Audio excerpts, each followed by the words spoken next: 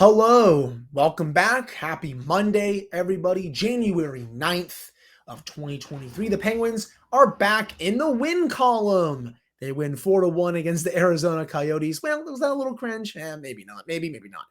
A 4-1 win over the Arizona Coyotes on Sunday night.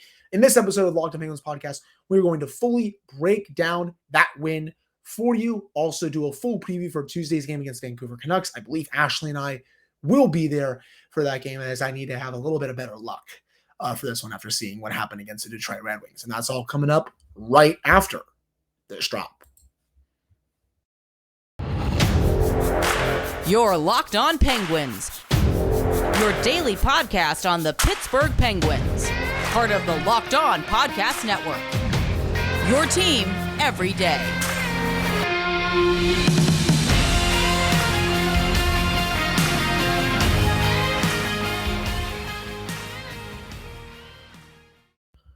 Hello and welcome back to another episode of the Locked On Penguins podcast. I am your host, Hunter Hodes. Remember to follow me on Twitter at Hunter Hodes, follow the show's Twitter at @Penguins. And of course, thank you all so much for making this your first listen of the day. Penguins 4, Coyotes 1. Yes, the Penguins did win a game on Sunday night. Wasn't pretty, but they badly needed that win. They started out the game a little bit rough. They go down 1-0 to the Coyotes a few minutes in. Not have a good start, down 1 at the end of the first period. And at that point, I'm kind of saying, you better win this game. There are no excuses to lose this game to that kind of team. I understand the Coyotes have beaten some good teams at home ice this season. They've beaten the Avalanche at home. They've beaten the Maple Leafs, I believe, a couple of times. I think they've beaten the Maple Leafs twice this season. They've beaten a couple other really good teams. They're not as bad as a lot of people thought they were going to be. But for the Penguins, when you're on a 6-game losing streak and when you need to bank points, you better win that game because heads will really roll. And I think Twitter would have actually melted if the Penguins lost that game. But nope, Penguins are able to win 4-1. Jake Guentzel gets 2 goals in the second period. Penguins play their best third period of the season, and they're able to get out with the victory. I think the biggest thing that I really took away from this, Jake Guentzel, welcome back. I screwed that up. Jake Guentzel, welcome back to the land of the living. If you've been listening to this show past couple of weeks, I've been going in on Jake a little bit because he's not been playing well. He kind of looks like he's overthinking all of it, to be honest. But he was dynamite in this game. As Marcus Pettersson told Josh Yohe of The Athletic after the game, Jake Guentzel is the goal thief. And, he was not on Sunday night. He gets 2 goals. His first 5-on-5 goal since November, got his second 5-on-5 goal just a few minutes after. You can only keep a sleeping giant down, for so long, right? You were never going to keep him down forever. And he showed that in this game. He was electric, just all over the ice. It felt like just from the drop of the puck, he was finally going to get one. And sure enough, he got not just 1, but 2. Those 2 goals really gave the Penguins life. I should say the first one really gave them life because I thought the Penguins were competing hard, but once they tied the game up, they really took control of that game and did not give the Coyotes anything the rest of the time outside of some stuff on the penalty or on the power play shorthanded. But we'll get to that a little bit later. But Jake, just 2 vintage Guentzel goals right around the net front. That area is kind of his office as well. The second one, really nice job for him to kind of change the angle on that one. The first one was just a really nice shot. And you could tell, right away when he scored, he just kind of looked up and just, praised God right there, just because he knows he's been, just feeling it as of late, hasn't really been doing his job, but he was awesome in this game. And again, when the top 6 scores, good things happen. Jason Zucker gets another one, make it 3-1. The game was basically over with a minute to go, but Jeff Carter gets another goal this season. I'll say it again. As the top 6 goes, this team is going to go. That is how it is until they go and make an upgrade or 2 for the bottom 6. Top 6 is going to have to carry the load, especially with the two of the best defensemen out. That's how they're going to have to win games here, because I don't think a lot of those depth players are really going to step up and score. Josh Archibald is still out. Ryan Poehling is still out with that aggravated injury. They don't have a good third line center, even though Carter scored that empty netter. Boo-hoo. I mean, boo-hoo. Whatever. Cool. guy gets an empty net goal, but still, outside of that, didn't really think he had that good of a game. But, my big takeaway from this game was the return of Jake Guentzel. If he can get back to producing like he normally does, this team is going to win a lot of games here down the stretch. So I was really appreciative of his efforts last night. Sidney Crosby as well. He played another very good game. Just that entire line, I should say, with Guentzel, Crosby, and Russ. They've been flip-flopping Raquel and Russ throughout the season, but, last night's top line, very, very solid. And I would expect that to continue. Jason Zucker, and I'll get to that in just a second. But really solid job overall by Jake Guentzel. Now I will get to Jason Zucker. He was flirting with that forehand backhand move a couple times in the game, right? He kind of bull rushed Vemelka, wasn't able to get the shot off. Third time was the charm, though, when the Penguins badly needed an insurance goal because the Penguins have been so bad at defending a lead in the third period, according to Josh Yohe's article from The Athletic. And this lines up. The Penguins have given up 6 third-period leads already this season, and they've lost. Number probably feels a bit low, to be honest. But they made sure that they were not going to do that in this game. Jason Zucker makes it 3-1 with only about halfway through the third period, something like that, a little bit past.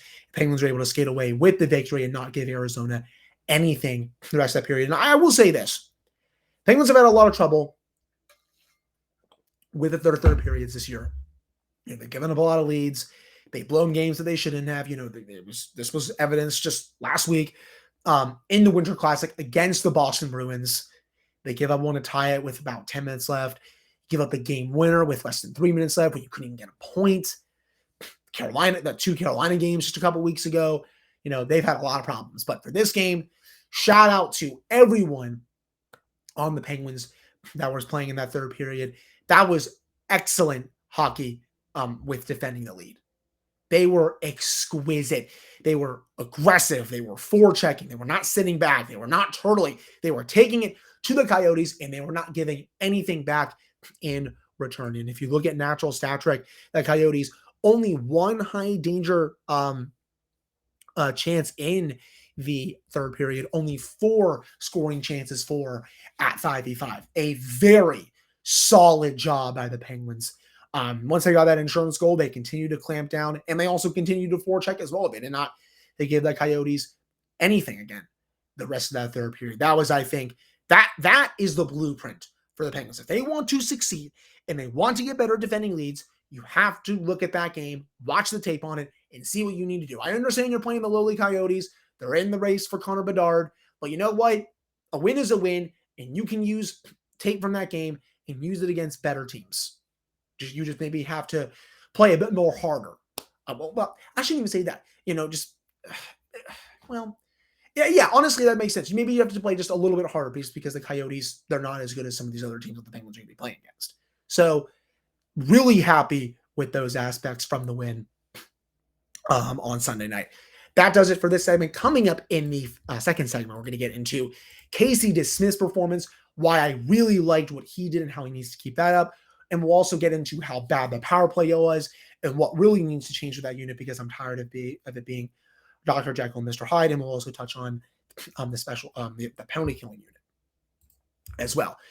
But before we get to that, our next partner has a product I use literally every day.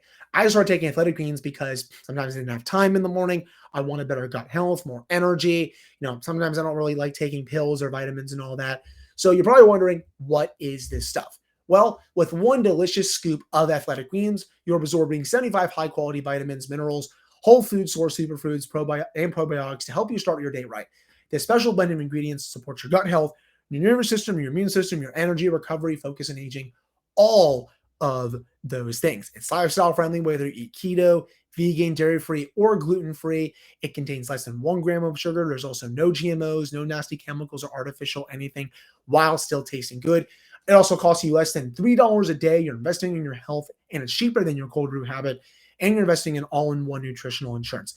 It also has over 7,000 5-star reviews, and it's recommended by professional athletes. Right now, it's time to reclaim your health and arm your immune system with convenient daily nutrition.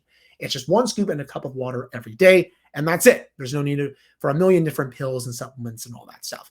To make it easy, Athletic Greens is going to give you a free 1-year supply of immune-supporting vitamin D and 5 free travel packs with your first purchase. All you have to do is visit athleticgreens.com/NHL Network. Again, that is athleticgreens.com/NHL Network to take ownership over your health and pick up the ultimate daily nutritional insurance. All right, I'm back here on this episode of the Locked On Penguins podcast. I am your host, Hunter Hodes. Remember to follow me on Twitter at Hunter Hodes. Follow the show's Twitter at LO_Penguins. So a couple other things to get into when it comes to this game before we preview Tuesday's game against the Canucks. Casey DeSmith, excellent performance from him. That is the kind of performance that I want to see from him going forward if Tristan Jarry is going to be out a little while. He's already been out a week. Mike Sullivan's been very coy to talk about it. The details are not there right now. I have not heard a thing. So if you've been thinking about asking me, I have no idea what the injury is. But the fact that Mike Sullivan's not really saying anything, it's a little bit concerning. Usually we would know by now if he's truly day-to-day, week-to-week, something like that. The Penguins are obviously going to be hoping for good news. But, he's being evaluated in Pittsburgh right now. But DeSmith, very good last night. Bailed out the team on more than one occasion. The goal that he gave up was not his fault. He made a couple of dazzling saves, especially in the second period when the Penguins' power play was really bad. One of them was on a 3-on-5, which I don't think I've ever seen the Penguins give up a breakaway goal when they have a 5-on-3. And it came to former Penguin Nick Bjugstad, and maybe that's the reason why it did not go in the back of the net. But DeSmith made all of the saves that he needed to, was in the positives in terms of goal save above expected, well over 940 in this game. Very solid job by him. And I will say this again. They need this kind of goaltending if they want to get, stay in the race here until Tristan Jarry is back healthy. Again, it's already been out a week. I don't really know any of the details right now, but this is DeSmith's net until Tristan is ready to play again. And, they have a back-to-back upcoming this weekend. If Tristan's not ready to go, I would assume Dustin Tokarski is going to get a game. And, if he can be at least league average, the Penguins should be fine as well. That's really all the Penguins need. It's just league average goaltending, people. That's it. If they can get back, they can win a lot of games. Heck, if they would have had league average goaltending in the last 2-3 years in the playoffs, we'd be having a much different conversation right now in terms of, playoff series wins for Mike Sullivan versus playoff losses. They probably would have made at least one more mini run. Maybe not to the final, but second round, Eastern Conference final, something like that. But that is a performance to build off of if you were to Smith. The problem with him is, he's just a bit inconsistent at times. So I just want to see more consistency. But really solid job from him. Power play, what a joke. 0 for 6. It looked lifeless all night. At this point, you got to start changing some things up. Change up the deployment. I mean, you can put POJ on there all you want, but is that really going to change how bad the core players are playing on there? I don't really know. Evgeny Malkin has kind of looked lost on the power play for the last week. Sid hasn't really been doing much. I'm not trying to throw Gino just under the bus himself. I think everyone else on there has been total crap as well. Zone entries wise, if I'm just going off like my eye test, it seems like they gain the zone 30% of the time. The rest are just easy clears for the opposition. It just doesn't seem like there's any actual plan for when the Penguins go on the power play. It's just like, oh, we're going to get the puck. We're going to do a drop pass. We're going to somehow carry it into the offensive zone. Oh, wait, we lost the puck. It's going back down the other way. Or when we do gain the offensive zone, it's like, oh, we got it. Let's overpass and pass the puck around 5 million times. Let's take one stupid shot for the point. Oh, opposition gets it. It's cleared back down the other way. Everything about it sucks. And I'm tired of this being Dr. Jekyll and Mr. Hyde. It stunk to start the season. Well, actually, not, excuse me. It was decent to start the season. It stunk during the losing streak, and even after that. They then had a 10-game streak where they scored at least one goal on the power play, which is one of the longest streaks it's definitely the longest streak of the Mike Sullivan era, almost one of the longest streaks of the Sidney Crosby, Evgeny Malkin era. I believe the record was 12 or 13. And now it's just back to sucking in their 0 for their last 20. It's just unacceptable. There is no reason. I don't even care that Chris Letang is not on that unit right now. There is no reason why that unit should be the way it is with how bad it is right now. I think it's poorly coached. I don't really know what Todd Reirden is saying to his guys. I think he's doing a poor job of coaching up that unit. And I think the players are doing a very poor job of executing whatever Todd is telling them. Everything about it right now stinks. I'm not saying that you need to separate Sidney Crosby and Evgeny Malkin or something like that. But what I am saying is, maybe move someone off. Just you can move Brian Rust off. Move put Ricard McKell back on. You can move POJ on, something like that. They got to change up the tactics with it, because it seems like every time the Penguins get a power play, the opposition knows what's coming. It's so easy to game plan for. Even during the streak, they were doing the same things. They were just getting a little bit more puck luck, and the goaltending that they were going up against was just not playing that well. So, the same issues have been there. It's just, right now the issues are really bad for the Penguins as an over 20 skid. So, that needs to change in a hurry. Obviously, the penalty kill has been really good. It was great again last night in Arizona. And I know the Coyotes, you're playing Arizona here, people. But they still did, a solid job. I believe they killed off 2, 3, 4 penalties, something like that. And, speaking of the power play struggles, I don't even know how you give up a 5-on-3 shorthanded goal. Just complete laziness by everyone on the ice. That would have been the first time, I think, in the Sid Gino era that they've given up a 3-on-5 goal.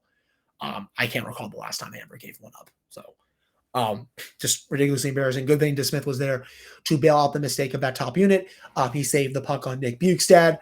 Not good enough. It needs to change, and it needs to change in a hurry. It's been losing them games. The Devils game, prime example. You have 9 power play opportunities. You can't even score 1 with all that talent. Sorry, that's unacceptable. That's just gross, in my opinion. So that's what I have to say, really, on that. So I think that's really all I have to say about this game as a whole. If you look at the natural stat trick, at 5-on-5, the Penguins had 56% of their shot attempts. They had scoring chances. They lost the battle 23-15.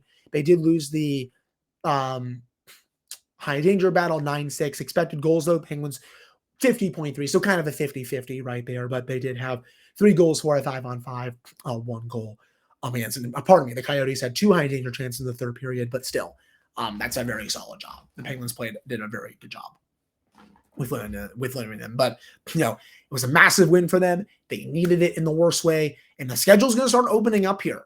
They have a lot of winnable games here in the month of January. They play Vancouver on Tuesday, which we're going to get to in the final segment. They got Winnipeg coming up. Yes, they do play Carolina, which is going to be a very tough game this weekend. But if you go here and look at the rest of the standings after this, they play Carolina. They have Anaheim at home, a home and home against a struggling Ottawa Senators team.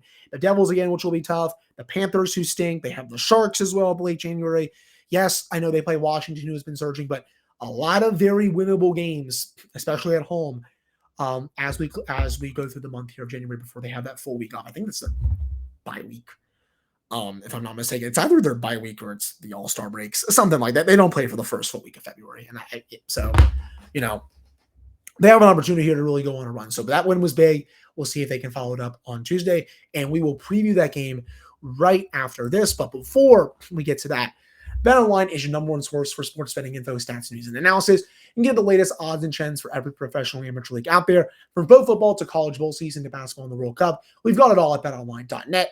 If you love sports podcasts, you can even find those at BetOnline as well. We're always the fastest and easiest way to get your betting info. You can head to the website today or use your phone to learn more. That is BetOnline, where the game starts. All right, I'm back here in this episode of the Locked On Penguins podcast. I am your host, Hunter Hodes. Remember to follow me on Twitter at Hunter Hodes. Follow the show's Twitter at @LO_Penguins. And of course, thank you all so much for making this your first listen of the day. So, Penguins Canucks, second time this season. Penguins lost the first matchup earlier in the year. They got blown out in Vancouver. A really poor performance by the Penguins against a struggling Vancouver Canucks team at that point. Kuzmenko, I believe, had 2 goals. Penguins lost that game, 4-5-1, something like that. It was a very poor performance from them against a Canucks team that has been good in spurts this season, but not good enough. Tomorrow they'll come in with Kuzmenko, Elias Pettersson, and JT Miller on their top line. Pettersson is very, very good. With JT Miller, we all know what he can do. The hometown kid had basically 100 points last season. Though there's been some baggage with him this season. I know some of you all have been to my mentions about maybe reacquiring him, but fact of the matter is the Penguins aren't going to touch that cap hit, and he's also just been a total D-hole to players on the Canucks this season. The baggage is really bad. And that's just, it's not off the ice. It is on the ice. It's not looking pretty. But Pettersson, though, he's been good. Kuzmenko had 2 goals in the last matchup. Second line, Brock Besser, Bo Horvat, and Ilya Mikheyev. Bo Horvat is my main target for the Penguins for third line center. He does it all. great offensively, can penalty kill, can put him on the second power play unit, good defensive metrics. He would be a perfect third line center for this team. That is a very good top six, by the way. It is a shame that the Canucks are just not in the playoff spot right now. Third line, and their bottom six is where it kind of just gets dicey. Connor Garland, Will Lockwood, Curtis Lazar, Sheldon Dries, Dakota Josh, players who are just, kind of at this point in their career. Defensive pairings, Quinn Hughes, who's amazing with Ethan Bear, Oliver Ekman-Larsson with Tyler Myers, and then Travis Dermott with Luke Schenn. Quinn Hughes, we all know how good he is, great puck mover, good defensively in his own zone. Maybe he's not as good as his brother right now, but he is a true number one defenseman in this league. Ethan Bear, good to see him getting a shot with the Canucks. Ekman-Larsson, he's having a little bit of a better year, even though he struggled the last couple of years. Tyler Myers, not what he once was, but can still lay the boom. Travis Dermott, he was always good in Toronto. Luke Schenn, I think he's going to get a lot of trade interest as well. Thatcher Demko is on IR right now, so the Penguins, it looks like, will not be seeing him in this game. I think they will get Spencer Martin or Colin Delia, but it's going to be Spencer Martin. He actually started the first matchup, which, that was the game that kind of ticked me off a little bit because the Penguins, they were going up against an NHL goalie who barely had any experience. And, in typical Penguins fashion, he was stonewalling them. Other stats here, DAU all set for the Canucks. Penguins 8-4-1 in their last 13 games overall against the Canucks. They've also gotten points in 5 of their last 6 against them. They're also 6-2-1 in their last 9 home games against them, dating back to November 17th of 2010. And the Penguins have won 6 of 7 against Western Conference teams this season. So they have a lot of West games still to play. Again, this is a very winnable game for the Penguins. You're going up against a Canucks team that, let's face it, this has been a very tough year for them, a very tough year for that fan base. The Canucks right now, 8 points out of a playoff spot, 17-19-3. Jim Rutherford has his work cut out for him. Patrick Alvina, I should say, for really turning that team around. It is that team is really feeling it right now. They have to make some tough decisions, I think, at the deadline. But the Penguins, just get puck. You're playing Spencer Martin, most likely, a goalie who does not have a lot of NHL experience. You have to do a lot better than you did last time against him. Casey DeSmith has to play good again if he can replicate that performance that he had on Sunday against the Arizona Coyotes. That would be very huge for the Penguins' chances to win. Top 6 needs to produce. It would also be nice if they could get some goals from the bottom 6. And just stick to just play Penguins hockey. Just every shift 0 to 100, forechecking aggressively. 5 check will always be important. You're at home. This needs to be another win. You're playing another team that's not contending for a playoff spot this season. You have to come home with this win. You have to stay pace with the other teams in the division. Because right now, Penguins, if I check my phone, 2 games in hand on the New York Rangers. They have 4 games in hand on the Washington Capitals. They have 1 game in hand on the Carolina Hurricanes and New Jersey Devils. Those only mean so much, though, if you win them. The Penguins need to start winning those games in hand if they really want to cement their playoff spot for the season. Because the Eastern Conference right now, it's a lot more competitive. The Sabres have really been coming on. The Panthers are still right there. The Islanders, they're tied. The Penguins are tied with them right now. The only reason they have the playoff spot is because the Islanders play 2 more games. So they need to keep pace with all of these teams. That'll do it, though, for this episode of Locked On Penguins podcast. I really appreciate all of you listening to this one. I will be back with another episode on Tuesday. We'll fully recap the game against the Canucks. Should be a good one. Excited to get to PPG to watch it there. But again, thank you all so much for listening. I will talk with you all on Tuesday.